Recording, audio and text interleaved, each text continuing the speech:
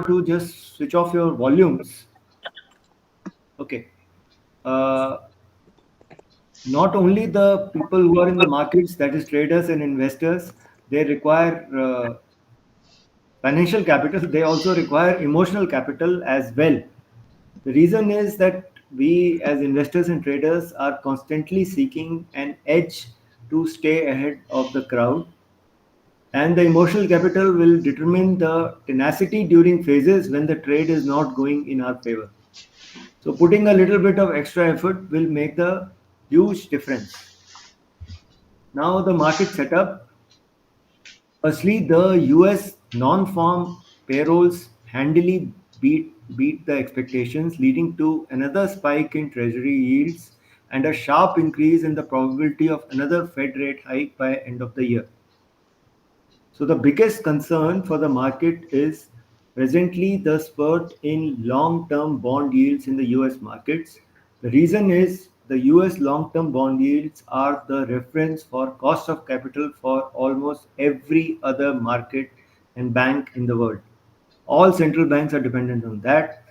US government has borrowed roughly around 800 billion from bond market in the last 6 months, and they are, as it is, if you see, they are constantly increasing the lending limits for themselves. And there was one which was supposed to be done end of last month. It has been postponed by 45 days.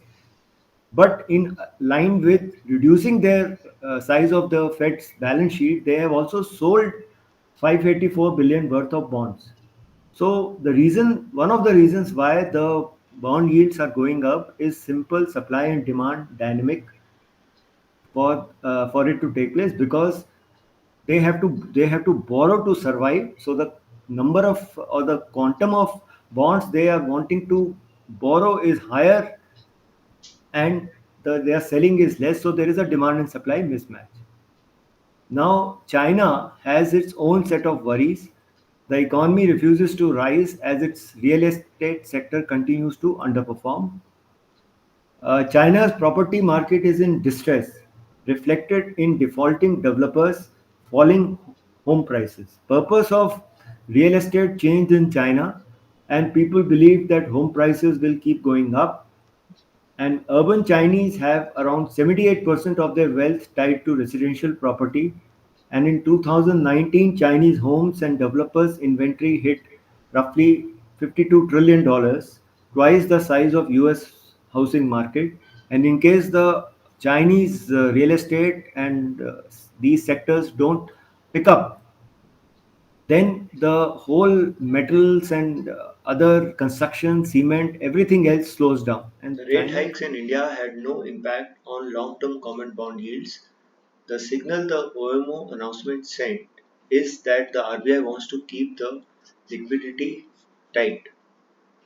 So RBI's monetary policy, in that the policy rate stance, GDP growth, and inflation estimates remained intact, but the 10-year government bond yields spiked the most in a year. So in early, I'll show you with the graph. If you see, in early May 22, the bond yields or the RBI repo rate was was for the first hike took place, and it went to 4.4 from 4%, which was there after the pandemic cut. And from there, from 4%, the RBI has done a 250 basis point rate hike, and they took it to around 6.5 by February 23, and after that they have kept the rate the same till now. And during this time, if you see here, by May, the bond yields had reached the level of around 7.6 out here, and then it has corrected from there, and it is at 7.3 plus right now, and it was a 7.2 odd, so it has risen on a single day to 7.3 plus. So the since early May, when MPC started the rate hiking cycle, the 10-year yield has remained generally at the same level despite a 250 basis point hike. So what RBI governor wants to do is he wants to do the open market operations to manage the liquidity. He wants to control the liquidity because that leads to inflation. Signal by the RBI is they want to keep the liquidity tight. So the lending rates and borrowing rates will still keep going up. Strong growth in economy creates a danger of inflation, and it could also be to manage the rate differentials between Indian and the US bond yields. The rising yield is not a problem of US only. Even Germany, Japan yields are rising, and thing like collapse of a bank like SVB can still be repeated in the US, and this is the key concern which is there. Expect a muted quarter for most of the large cap Indian IT players. Accenture's results point to a sustained slowdown in discretionary spending. Order inflow is healthy, so FY25 should be good. But what has happened is that most large IT companies uh, have already run up too much and will report constant currency revenue growth of minus 0.5 to 1%, and some mid-cap IT companies may report a constant currency growth of 2 to 3%. So the current valuations are reflecting the optimism about FY25's earnings already. So there is hardly any avenue for future upside in the stocks, though uh, TCS has announced a buyback, so that will keep the stock excited. Headwinds are building up just ahead of earnings season, and in terms of bond yields, in terms of global geopolitical issues, inflation, and everything else, and poor performance by any corporate will be severely dealt with by the market because the valuations are priced to perfections right now. So all stock prices are actually pricing in all good news only. Nobody is pricing in any kind of a risk. So in that scenario, any setback will lead to a severe correction in certain stocks oblique segments. Now, HAL's monopoly in Indian defense aerospace industry, coupled with its manufacturing capabilities, technical expertise, global partnerships, and robust order book, make it a unique investment opportunity. It has a big monopoly in aircrafts and helicopters. It has a strong order book, robust order inflows, and offers protection in volatile markets.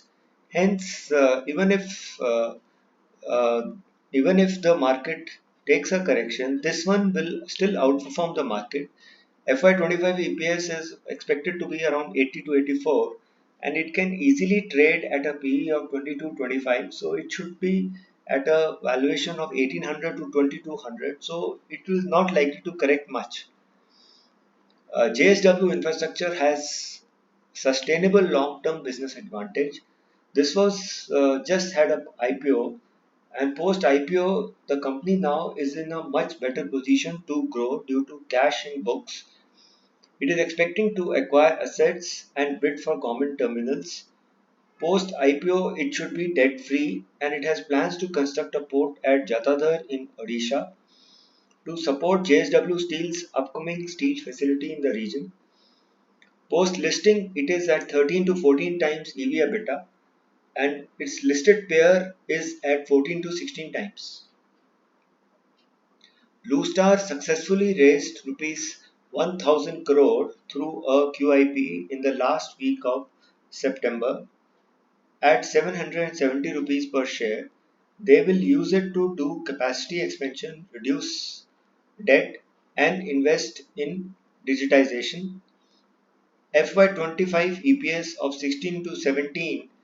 Uh, so that means at 40 to 45 times PE, if it is price, that should be okay. But Considering that, then it is already pricing in all the good news. So we have to wait for better price points to enter this stock.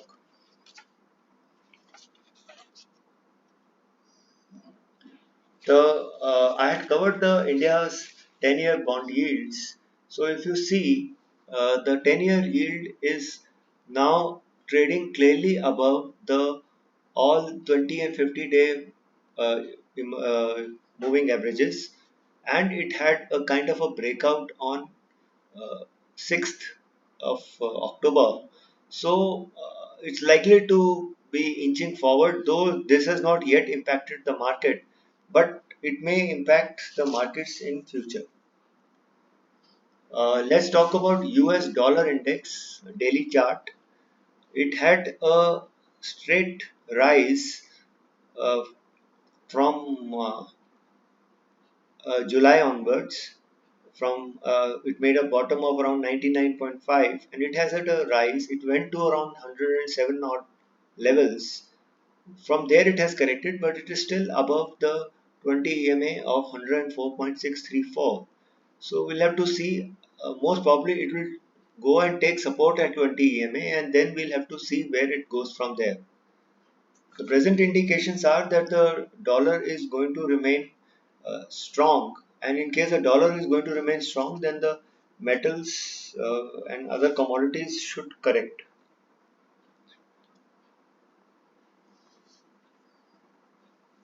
USD INR, again the same thing. It has rupee has been weakening against the dollar, and it had touched to 83.3 odd levels, and there it has corrected to the 20 EMA, so to 83.08.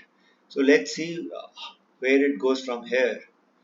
US 10-year yield. This is a weekly chart. It's it's having all green candles for the last 5 weeks now, and it has reached 4.8 and likely to head to around 5.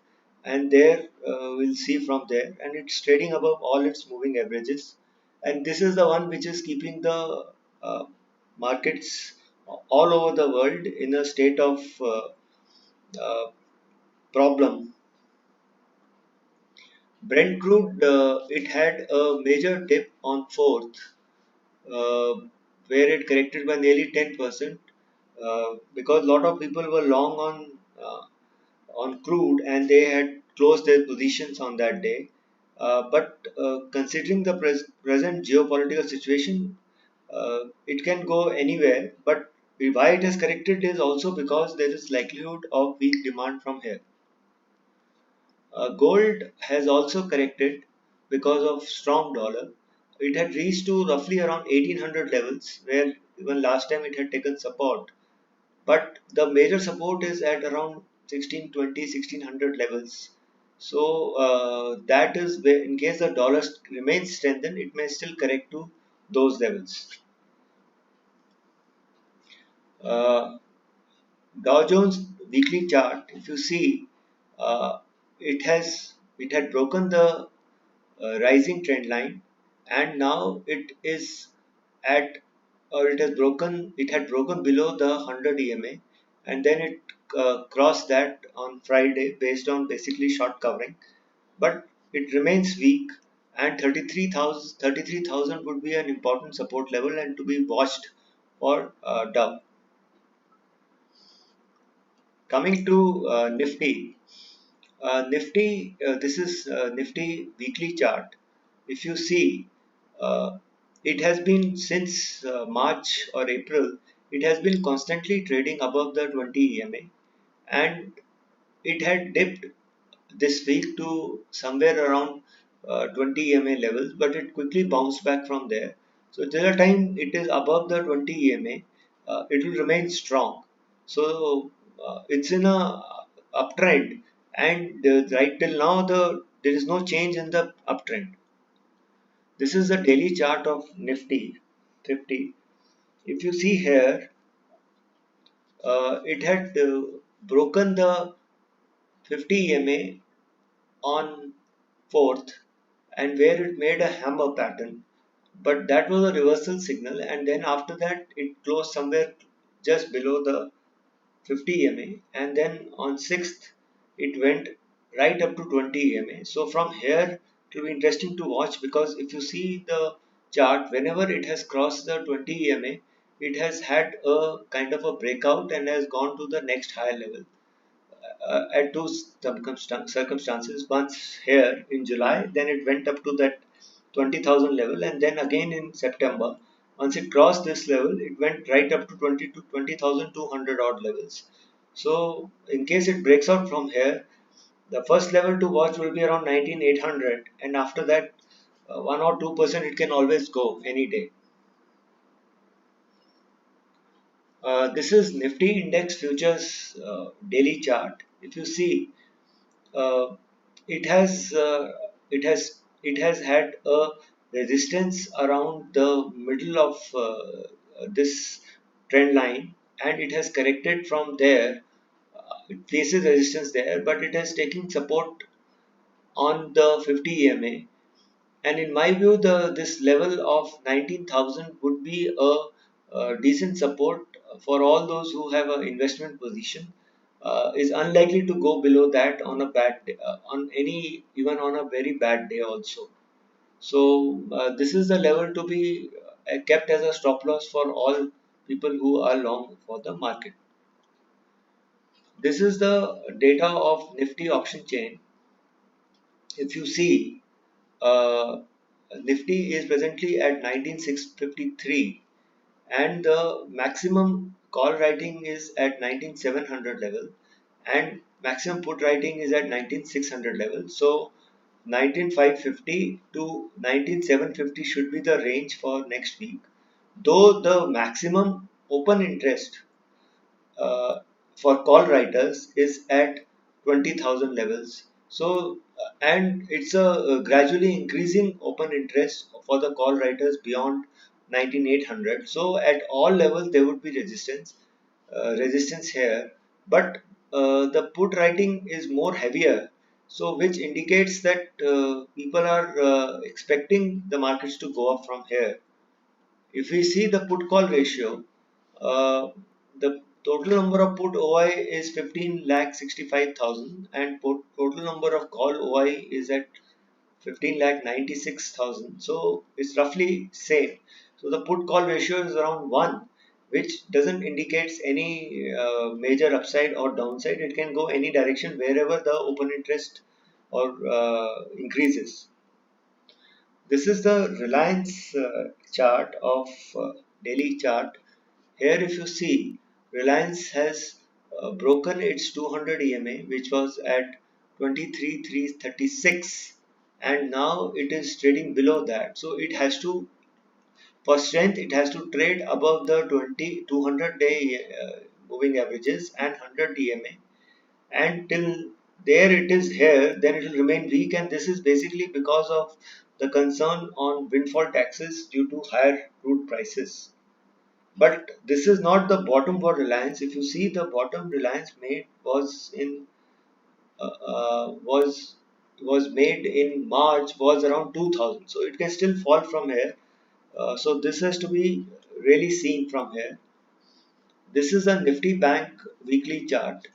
So if you see, Nifty Bank is exactly at 20 EMA, and it dipped below that but recovered at the end of the day.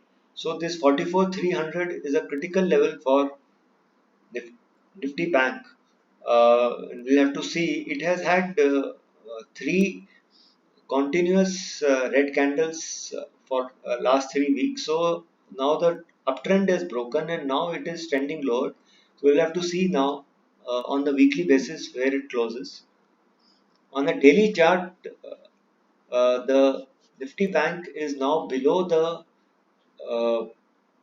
100 EMA, and this, though it managed to close above that, but this is the critical level, same level which I mentioned, around 44,300. It didn't make that hammer pattern on fourth. So, in case there is a rise in Nifty, it will be not led by banks, it will be led by other stocks. If you see the fall which was on 4th oblique on Wednesday with a gap down was due to negative news, FI selling and call shorting, which had brought Nifty closer to the August lows. So FPIs have been net sellers in September and October, and but despite that, damage to Nifty and even mid and small caps indices is limited. So there is no narrative to sell. The narrative is only to for limited profit booking, which is now taking place.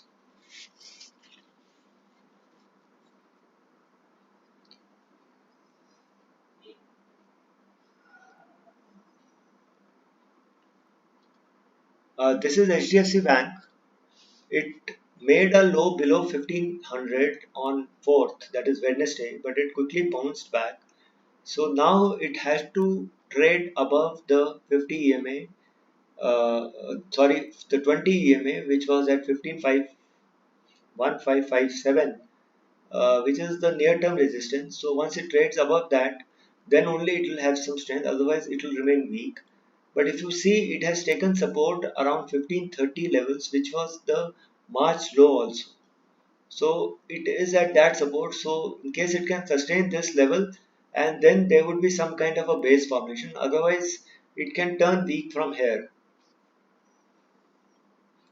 ICICI Bank is also shown a lot of weakness.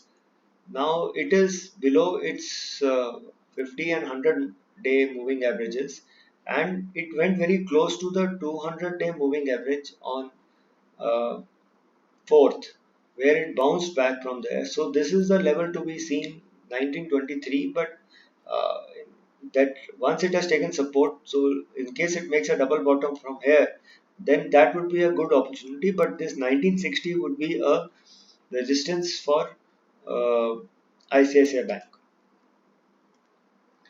Nifty PSU Bank Index daily chart, it is trading above the 20 EMA, but the rising trend line or rising trend of higher tops and higher bottoms is broken now, and it has had three red candles, this PSU Bank index.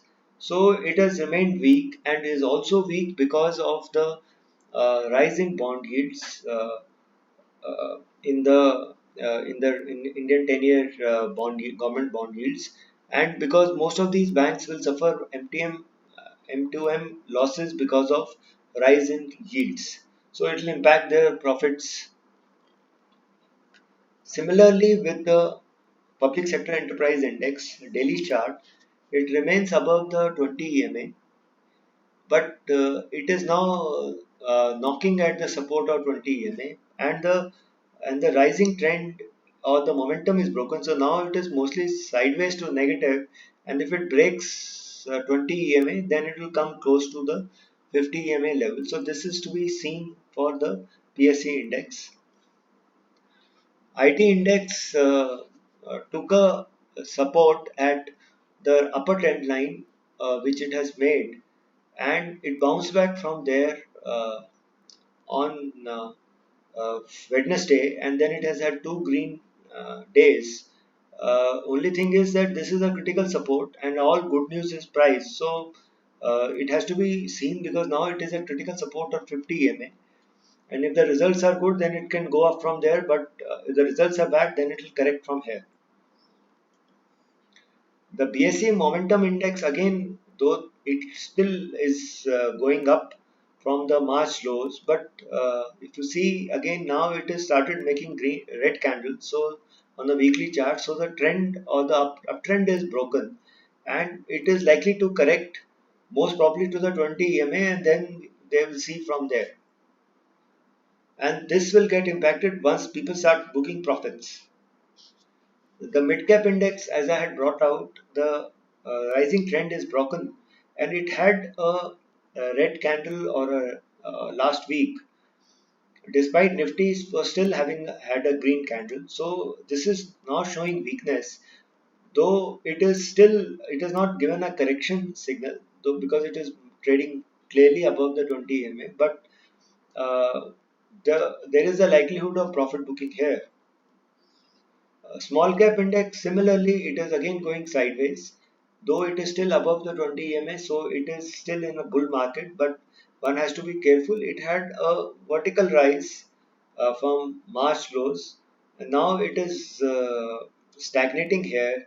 So let's see if it, most likely it will retrace to the 20 EMA and then it will bounce back from there. Now we will cover few stocks. The first stock we will cover is Carysil. It is engaged in manufacturing and trading of quartz kitchen sinks, stainless steel kitchen sinks, bath products, tiles, kitchen appliances, and accessories. Now it had a week last year because of slowdown in the uh, European Union, but with inventory levels now normalizing at customer end and replacement demand regaining traction, expect its performance to improve from here on. In developed nations, that is USA, UK, etc., quartz sinks are constituting 15 to 20% of total kitchen sinks, though the demand is not that strong in India till now. They aim to sell 6 lakhs quartz sinks in FY24. The Q1 FY24 sales was around a lakh units. And also it is planning to do a capacity addition of 90,000 units of stainless steel sink, uh, which is 13% of their revenue, and it has commenced operations. Orders from export markets are picking up for this product.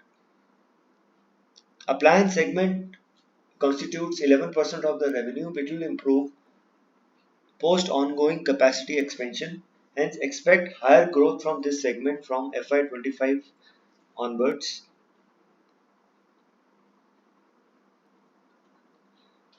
We'll see the quarterly revenues. You see, it had a dip now after June 22, and now it is likely to recover as per the management commentary as the sales have increased.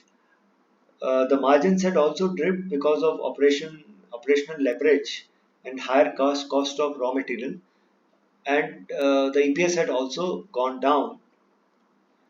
But what is expected is that it will have a sales growth of 15 odd percent this year and 30% in FY25, and similarly good growths in EBITDA and PAT, which were negative in FY25, where that's why the stock corrected. Profit margins are expected to reach around 50% and EBITDA margins of 19%. Good improvement in ROE and ROCE is expected, both 20% plus, and it's expected to reach an EPS of around 36 in FY25. So that will value this stock at around 17 times at current price level. So if you are seeing a revenue growth of 20 to 22% CAGR in from FY 23 to 25 and EBITDA margins of around 18 to 19%, so that this stock should be kept on under horizon. Globally, only there are four companies which manufacture quartz sinks, and the cost in for them is 30 to 40% cheaper. So they are getting a lot of orders because of that. They have increased dealer network to around 3,200, and uh, they are exporting around 30% of their exports are stainless steel sinks. Chimneys and hobs constitute 60% of the sales, and faucets they have increased capacity to 1 lakh units. So at FY25 EPS of around 36 at 20 times PE, it can reach up to a level of 720. So there is still some scope for improvement from here. It is presently at around 647 odd level. This stock is presently at its 50 EMA, and it is trading between 20 and 50 EMA. So, in case the stock price performance improves, then the 20 EMA should break out above the 50 EMA. So, these are the levels to look at this stock at these levels in case you have a a long-term horizon. The next stock is APL Apollo Tubes. It's a leading branded steel product manufacturer. Their multi-product offerings include over 2,500 varieties for multiple building materials, structural steel applications, catering to an array of industry applications such as urban infrastructure and real estate, rural housing, commercial construction, greenhouse structures, and engineering applications. They have recently commissioned a 1.2 million tons per annum Raipur plant as a single site uh, pipe tubes facility in the world. Capacity ramp up at Raipur plant would be a key enabler for APL to achieve volume growth. They are targeting a brownfield expansion of 900 kiloton per annum, including 300 kiloton per annum at Raipur, and greenfield expansion of 500 kiloton per annum to reach a capacity of 5 million tons per annum. The company registered sales volume of 674,761 tons, 6,74,000 roughly thousand tons in Q2 FY24. This is the highest quarterly sales volume reported by the company, so this quarter result should be good. This has come in their business update.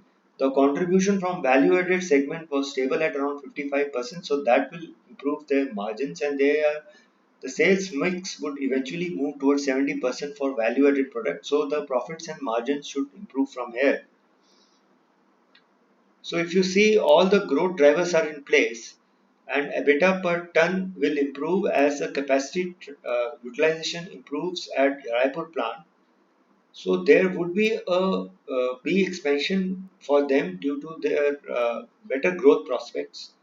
They are capable to make better products like 1500 millimeter thick roofing sheets, and once sales volume reached roughly 400 kiloton per month, management would look at next leg of expansion to 10 million tons per annum. That is, they will try to double their capacity, so that they were planning to do capex because of demand. They have a free cash flow of around 500 to 800 crore in next 2 years. So they don't have to borrow much for future capex growth. So at sales volume growth of around 12% year on year, and value added segment which I brought out is roughly 55% in Q2 only. So if you see their quarterly results, the in the last 2 to 3 years, the sales have nearly doubled. The margins are now improving once the raw material cost have decreased, and net profits are also improving now. So this is a stock to be kept in under coverage. Now, if you see here, they are expected to have a sale. This is in millions of rupees, so roughly around 25,000 crore of sales they are expected to do in FY25, and the net income or the profit would be around 1,300 odd crores. So with EBITDA margins at improving from 6.9 and 6.3 to 7.6, so their EPS would be roughly 48 to 50 in FY25. So and it would be at a PE of around 34, but you can easily give it a PE of around 40 times, because that is being their average PE. So at 40 times PE at 50 EPS, it should trade easily at a level of 2000. And if you see all the ratios, they are a dividend giving company. The net sales growth is good in 25%, and it is improving. EBITDA is improving. P is decreasing. EV EBITDA is also decreasing, so the stock is becoming cheaper. Dividend yield is improving. Gross profit margins are 14% and plus and improving. So all the operating parameters are improving. The net debt is zero, negative net debt to equity. So they are a free cash flow positive company, and so they can fund their own capex. And all this ROCE and ROE are improving from here. So that is very positive for them.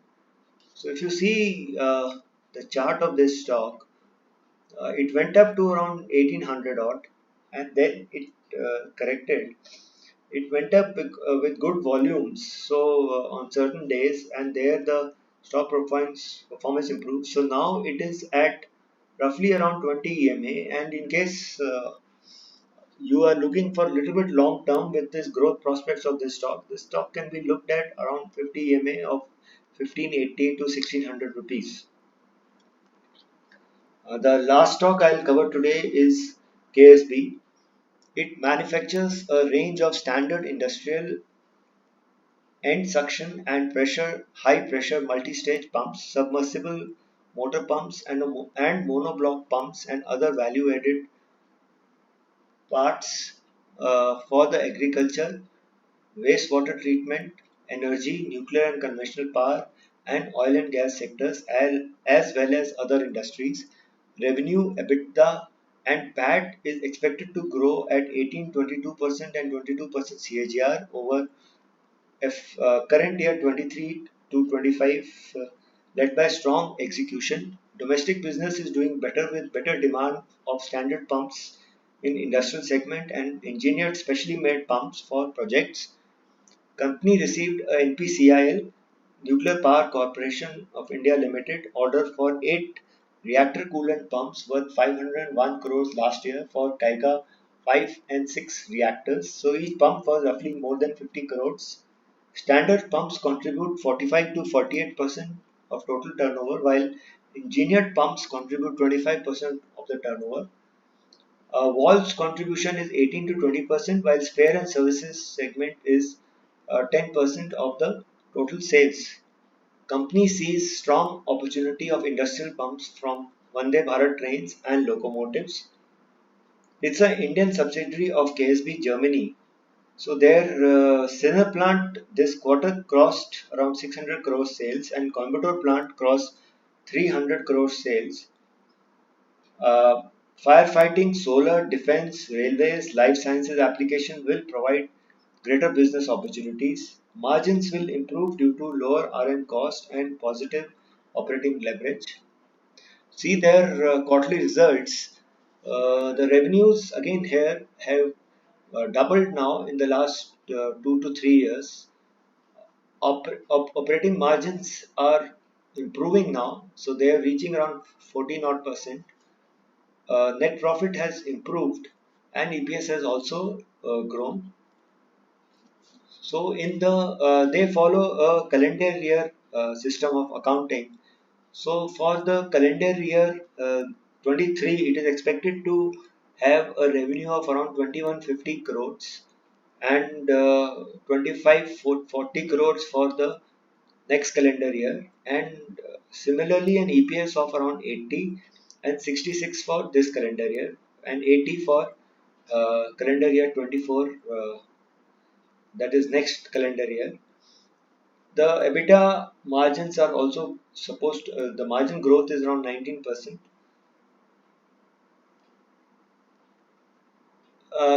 The operating ratios are improving. They have reached to around 14.5%. The margins are improving, PAT margins. Debtor creditor days are decreasing.